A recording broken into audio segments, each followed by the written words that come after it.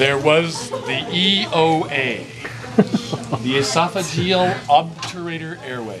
Cool. The syringe is like this big. Put 60 cc's of air. Okay, so what you do is you grab the patient. They're unconscious and they're laying down there dead. Originally, the paramedics weren't allowed to intubate. So we want to manage the airway out in the field, but you can't intubate. And back in the day, back in the 60s and 70s, only doctors were allowed to intubate. No one else. Even if the patient was going to die, he dies then. So we came up with this. You grab them like this, pull their head down, so you close the airway, right? Lube it up and give it a shove. Where's it going to go? In the esophagus, right? Okay. So now you blow up the cuff. Okay.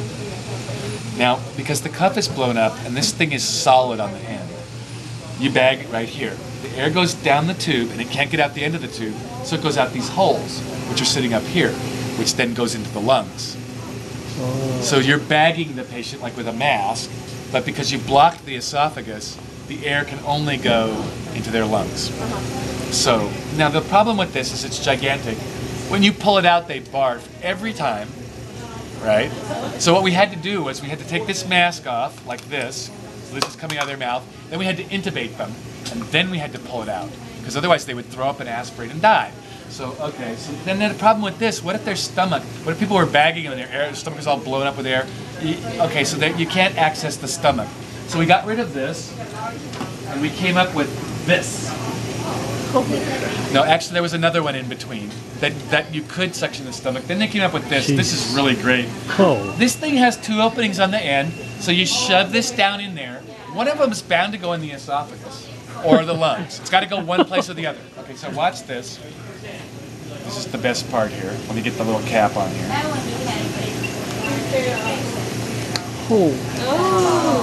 Oh. My other little one didn't blow up that time. It was supposed to blow up too.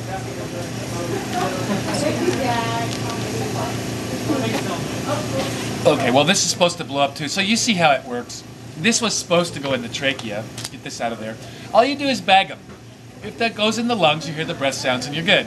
If it goes in the stomach, then if this is in the esophagus, then the air will come out the other hole and go into the lungs.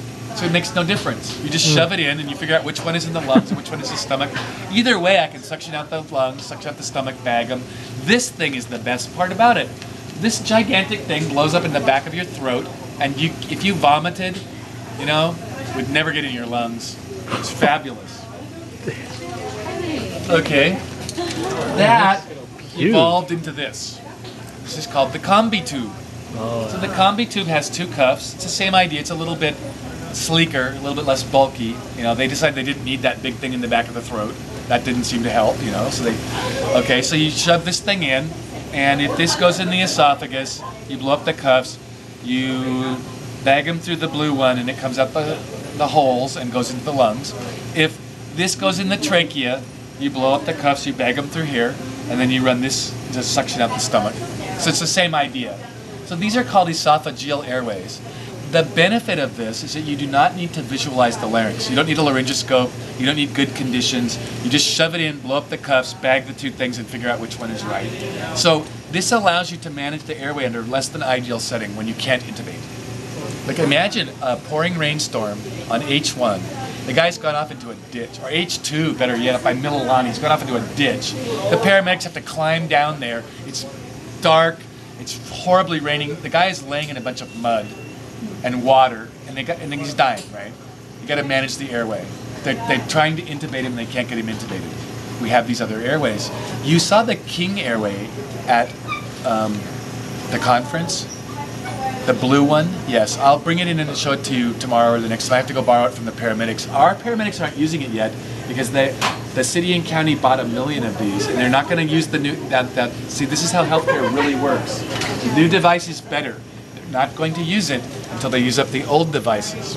Okay, so that sounds bad. So you know what the paramedics will do? Well, first of all, they expire. Everything has an expiration date, right? They'll start throwing out expired ones, and then they'll break them open and use them and say, "Oh, that didn't work," and throw it away. They'll find a way to get rid of them, right? If they really want to use that new thing, right? So Anyway, so we've evolved. The newer one is sleeker still and easier to put in, but the basic idea of the esophageal airway is the reason it's so easy to put in. When you go like this, you close your airway. Remember, you gotta tip your head back to open it. You're opening to the route to the stomach. So if you just pull their head down and shove the tube in, it probably goes in the esophagus. And then you go from there. So you don't need special equipment, you don't need to see what you're doing. You can do it blind, right? Yeah, so that's cool. Okay, now, these airways are called translaryngeal airways, like this, because they go through your larynx and your vocal cords. These are called esophageal airways because they technically they're not intended to be placed in the trachea, even though they might. The goal is to place it in the esophagus and the pharynx, and then manage the airway from there. There's one more airway that's not called an esophageal airway, it's called a pharyngeal airway. Oh, she doesn't have them here, but Lemur